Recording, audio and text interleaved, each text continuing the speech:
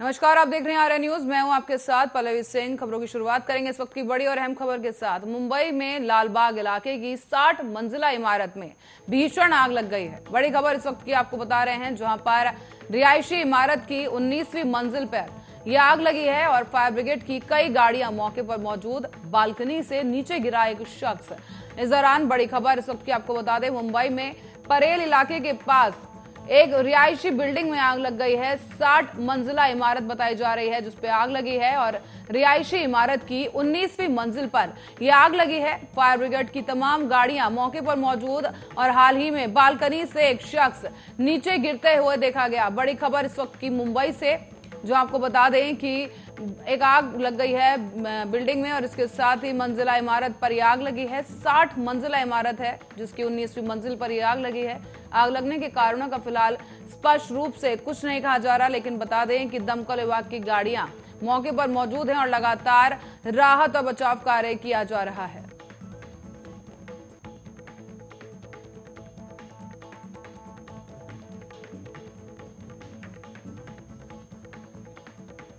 और देश में लगातार तीसरे दिन पेट्रोल और डीजल की कीमतों में बढ़ोतरी दर्ज की गई। राजधानी दिल्ली में शुक्रवार को एक बार फिर से पेट्रोल और डीजल दोनों में 35-35 पैसे प्रति लीटर की बढ़ोतरी की गई। साथ ही दिल्ली में पेट्रोल पंप कीमत 35 पैसे बढ़कर अब 106 रुपए 89 पैसे हो गई है, जबकि डीजल की कीमतें इस साल अब तक के उच्चतम स्तर और अंतर के साथ अब 35 पैसे बढ़कर 95 रुपए 62 पैसे प्रति लीटर हो गई हैं। आर्थिक राजधानी मुंबई में पेट्रोल की कीमत अब 112 रुपए 78 पैसे प्रति लीटर हो गई, जबकि डीजल की कीमत 103 रुपए 63 पैसे प्रति लीटर है, जो सभी महानगरों में सबसे अधिक है।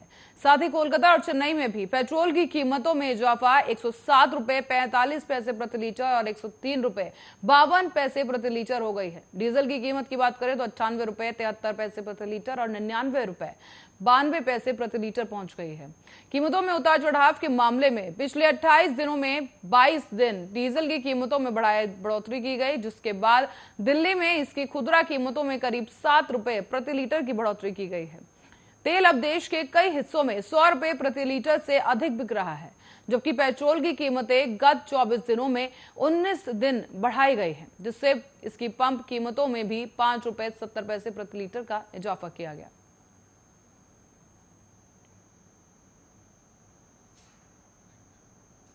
और यूपी सरकार के खेल युवा कल्याण मंत्री उपेंद्र तिवारी का बेतुका बयान सामने आया है, जहां डीजल और पेट्रोल के दामों में हो रही बढ़ोतरी के सवाल पर मंत्री उपेंद्र तिवारी का कहना है कि आजकल मुट्ठी भर लोग ही डीजल पेट्रोल का प्रयोग करते हैं। 95% लोग डीजल पेट्रोल का उपयोग नहीं करते। आम आदमी ही आमदनी बढ़ी है और डीजल पेट्रोल के दामों में कोई बढ़ोतरी नहीं की गई। बता दें कि मंत्री उपेंद्र तिवारी जालौन के उरई में आजादी के अमृत महोत्सव कार्यक्रम में शामिल होने के लिए पहुंचे थे और कार्यक्रम को संबोधित करने के बाद पत्रकारों से बातचीत करते हुए उन्होंने समाजवादी सरकार पर भी सीधा निशाना साधा। उन्होंने कहा है कि अगर बीजेपी सरकार में लोगों को, युवाओं को रोजगार मिला है, साथ ही ग्रामीण क्षेत्रों की प्रतिभाओं को निखारने के लिए प्रदेश सरकार खेल महाकुंभ कराने जा रही है। समाजवादी सरकार में पीसीएस और पीपीएस बनाने की फैक्ट्रियां चलती थी। लोक सेवा आयोग में जमकर गोलमाल किया गया। वहीं महंगाई और डीजल पेट्रोल के बढ़ते दामों को लेकर उन्होंने कहा कि आजकल मुट्ठी भर लोग ही डीजल पेट्रोल का प्रयोग करते हैं। 95% लोग डीजल पेट्रोल का प्रयोग ही नहीं करते। आम आदमी की आय बढ़ी है और डीजल पेट्रोल के दामों में कोई बढ़ोतरी नहीं हुई। तो वहीं खेल युवा कल्याण मंत्री उपेंद्र तिवारी ने बताया है कि विपक्ष के पास कोई मुद्दा नहीं है। केंद्र और यूपी सरकार में लोगों के प्रति व्यक्ति आय में वृद्धि हुई है और सरकार ने 100 करोड़ से ज्यादा लोगों का वैक्सीनेशन मुफ्त किया है। और विपक्ष मुद्दा विहीन है। और आप 2014 से पहले का आंकड़ा ले लीजिएगा और आज का आंकड़ा ले लीजिएगा और प्रति व्यक्ति आय मोदी जी और योगी जी की सरकार बनने के पहले क्या थी और आज कितनी है, तो प्रति व्यक्ति आय दोगुनी बढ़ी हुई है। दोगुनी से भी ज्यादा आज बढ़ी हुई है 4.5 साल और 7 साल के अंदर, ठीक ना। और पेट्रोल की कीमत, पेट्रोल और डीजल बिजली की सप्लाई सरकार कर रही है। आज चंद मुट्ठी भर लोग हैं जो 4 व्हीलर गाड़ियों से चलते हैं, जिनको पेट्रोल की उपयोगिता है। आज समाज के अंदर 95% लोग हैं जिनको पेट्रोल की आवश्यकता नहीं है। और मुफ्त में आज 100 करोड़ से ऊपर लोगों को मुफ्त में वैक्सीन सरकार ने दिया है। तो वहीं इसी बयान को लेकर हमारे साथ जुड़ चुके हैं उपेश सिंह, जो कि बीजेपी नेता हैं। उपेश जी, बहुत बहुत स्वागत आपका आर्य न्यूज पर। धन्यवाद मैडम आपका। उमेश जी, जिस तरह का बयान सुना आपने, ये भी साफ तौर पर यहाँ पे कहा जा रहा है कि मुट्ठी भर लोग ही पेट्रोल और डीजल का प्रयोग करते हैं, इसलिए पेट्रोल और डीजल के जो दाम बढ़ रहे हैं कोई बड़ी बात नहीं है। नहीं, देखिए मैडम, मैं आपसे इतना ही कहूंगा कि मैं इस तरह का बयानबाजी से बचना चाहिए।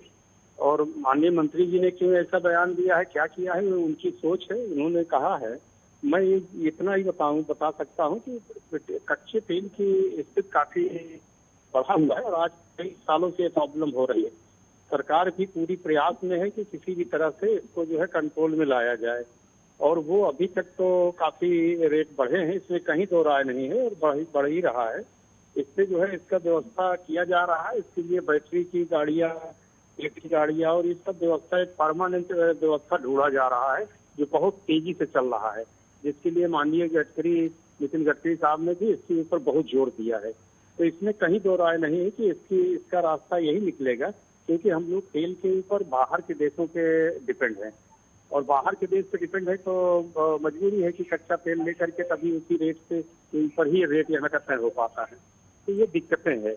उमेश जी, क्या लगता है पर बजट, अगर बजट की बात की जाए 2021 में जो बजट आया था उसमें जो है बेसिक एक्साइज ड्यूटी कम की गई थी, लेकिन इसके बावजूद जो है पेट्रोल के रेट में जो है बढ़ोतरी दर्ज की जा रही है लगातार। इसी महीने की मैं आपको बात बता दूं, अक्टूबर में 19 बार अब तक जो है पेट्रोल के दाम बढ़ाए जा चुके हैं।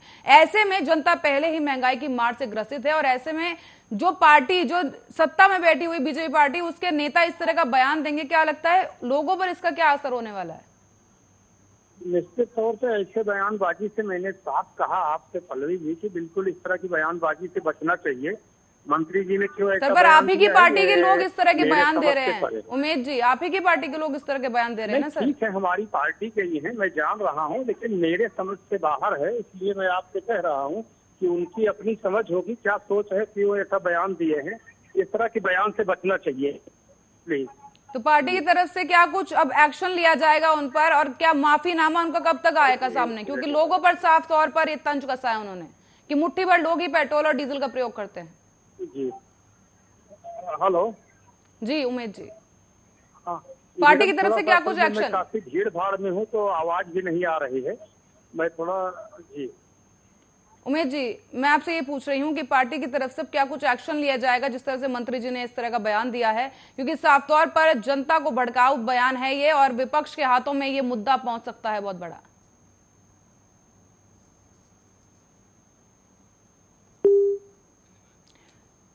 चलिए, उमेश जी से हमारा संपर्क फिलहाल नहीं हो पा रहा है, पर आपको बता दें कि एक बयान इस तरीके का सामने आया है जहां पर इन्होंने कहा है कि मुट्ठी भर लोग ही पेट्रोल और डीजल का प्रयोग करते हैं। इसके साथ ही खबरों में आगे बढ़ेंगे, जहां पर दुनिया में आतंकवाद की आर्थिक रसद पर नकेल कसने वाली सर्वोच्च संस्था FATF की परीक्षा पास करने में पाकिस्तान एक बार फिर से फेल हो गया है। आतंकी सरगनाओं और खासकर के UN लिस्ट में मौजूदा आतंकियों पर ठोस कार्रवाई जैसे सवालों पर नाकामी के चलते FATF ने पाकिस्तान को अतिरिक्त निगरानी वाले ग्रे लिस्ट में रखने का फैसला लिया। बड़ी बात यह है कि कश्मीर पर पाकिस्तान का साथ देने वाले तुर्की को भी अब निगरानी सूची में डाल दिया गया है। ऐसे में आपको बता दें कि पेरिस में हुई FATF की प्लेनरी बैठक में मीडिया से रूबरू हुआ संगठन के अध्यक्ष मार्कस प्लेयर ने कहा है कि पाकिस्तान को 2018 और 2021 में तय एक्शन प्लान के 34 बिंदुओं पर आंका गया। पाकिस्तान ने 2018 के एक्शन प्लान में तय 27 में से 26 पर प्रगति दिखाई है, लेकिन जिस एक बिंदु पर उसे अभी भी ठोस कार्रवाई के सबूत देने हैं, उसमें UN लिस्ट में मौजूद आतंकियों के खिलाफ ठोस कार्रवाई और उनकी आर्थिक रसद रोकने के प्रमाण दिखाना बाकी है। इसके अलावा मनी लॉन्ड्रिंग के मुद्दे पर तय कुछ कार्य बिंदुओं पर भी कदम अभी उठाना है। ऐसे में FATF प्रमुख पाकिस्तान की तरफ से उठ रहे उन सवालों का भी जवाब दिया गया जिसमें उन फैसलों के पीछे राजनीति को लेकर उंगलियां उठाई जा रही थीं, और प्लेयर ने यह भी कहा कि FATF एक तकनीकी संगठन है जो निर्धारित पहलुओं के आधार पर आकलन करता है। पाकिस्तान को ग्रे लिस्ट में बरकरार रखने का फैसला सर्वसम्मति से लिया गया है। हालांकि FATF पाकिस्तान को प्रोत्साहित करता है कि वो सभी बिंदुओं पर प्रगति दर्ज करे।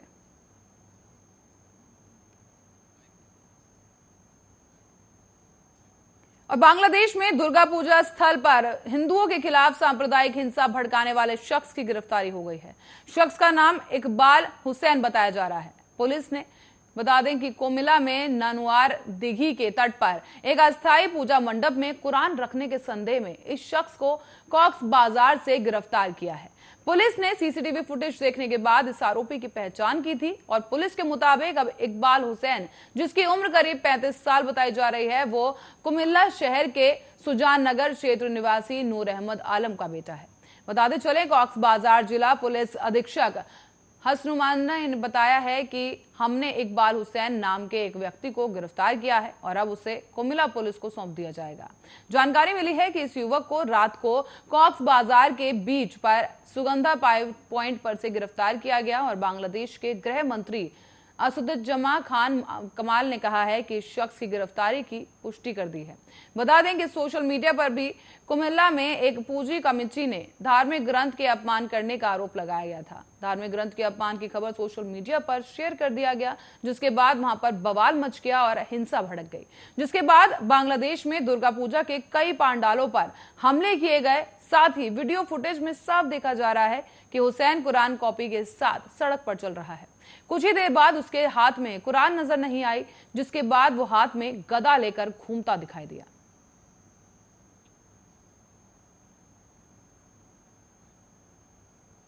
और उत्तर प्रदेश विधानसभा चुनाव नजदीक आने के साथ ही सभी राजनीतिक दल और उसके नेता अपने अपने दावों और अपने अपने वादों को लेकर सामने आ रहे हैं।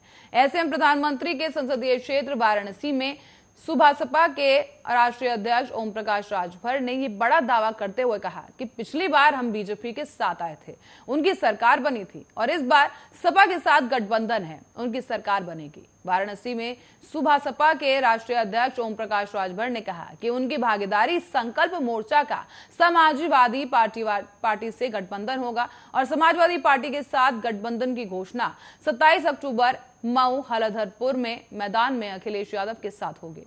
हम लोगों का सीटों का कोई झगड़ा नहीं है। 2022 में सरकार बनना प्रमुख लक्ष्य है और पिछली बार हम बीजेपी के साथ गए थे तो उनकी सरकार बन गई और इस बार हम समाजवादी पार्टी के साथ गठबंधन कर लिए हैं और अब उत्तर प्रदेश में समाजवादी पार्टी की सरकार बन जाएगी। ओम प्रकाश राजभर ने यह भी कहा कि पहले हमने बीजेपी के साथ गठबंधन किया तो बीजेपी की सरकार बन गई, अब हम समाजवादी पार्टी के साथ गठबंधन कर रहे हैं तो समाजवादी पार्टी की सरकार उत्तर प्रदेश में बन जाएगी।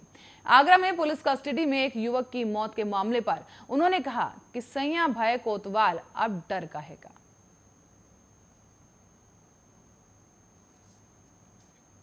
और समाजवादी पार्टी प्रमुख अखिलेश यादव ने ओम प्रकाश राजभर से हाथ मिलाकर यह साफ कर दिया है कि वो किसी के आगे झुकेंगे नहीं। जिसको साथ आना है साथ आए, सीटों की शर्तों पर कोई भी गठबंधन मंजूर नहीं।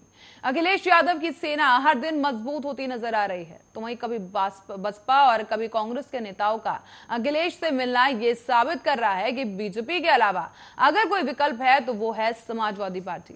ऐसे में अखिलेश को अभी जरूरत है कि पश्चिम में अपना किला मजबूत करने के साथ ही अपने साथ अपनों को लाने की जरूरत है। बताते चलें कि जेएस फैक्टर की राष्ट्रीय लोक दल और प्रमुख जयंत चौधरी और प्रगतिशील समाजवादी पार्टी लोहिया के चीफ शिवपाल यादव ये वो फैक्टर है। बताते चलें कि जो सपा को प्रमुख अखिलेश यादव को विधानसभा में जीत हासिल करवाने में एक बड़ा कारक साबित हो सकते हैं। इस दौरान अगर बात करें तो राष्ट्रीय लोक दल प्रमुख जयंत चौधरी की, तो पंचायत चुनाव तक सब ठीक ठीक चल रहा था, लेकिन हापुड़ के नूरपुर में हुई राष्ट्रीय लोक दल प्रमुख जयंत चौधरी की सभा में मानो रातों रात सब कुछ बदल दिया हो।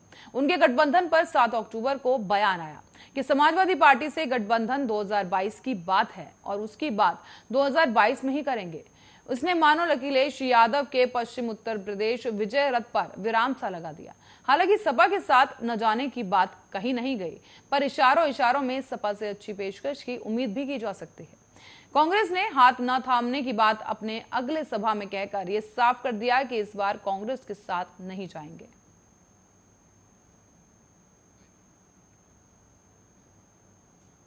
और मौसम ने अपना रौद्र रूप दिखाना शुरू कर दिया है और इसके साथ ही एक बार फिर से देश के कई हिस्सों में भारी बारिश हो रही है। लेकिन जिस परिस्थितियों से केरल गुजर रहा है उसे देखते हुए लोग ये कह रहे हैं कि शायद प्रकृति कुछ ज्यादा ही नाराज है जो इतना विकराल रूप देखने को मिल रहा है।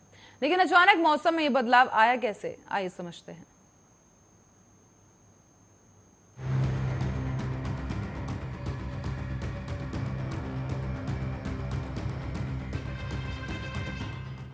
केरल में फिर से बेमौसम बाढ़ आ गई। बारिश के कहर से मरने वालों की संख्या लगातार बढ़ रही है। बारिश के कारण केरल में गंभीर स्थिति बनी हुई है, क्योंकि मौसम विभाग ने केरल में भारी बारिश की चेतावनी दी गई है। लेकिन केरल के हालात ने एक बार फिर भूमि उपयोग नीतियों की आवश्यकता को सामने रखने का काम किया है। जलवायु वैज्ञानिकों के लिए ये सबसे ताजा उदाहरण बन गया है, जिसके आधार पर वो ये कह सकते हैं कि भारतीय राज्यों में भूमि उपयोग नीतियों की आवश्यकता है। ऐसी नीतियां जो जलवायु परिवर्तन को अनियमितताओं का सामना करने के अनुरूप हो।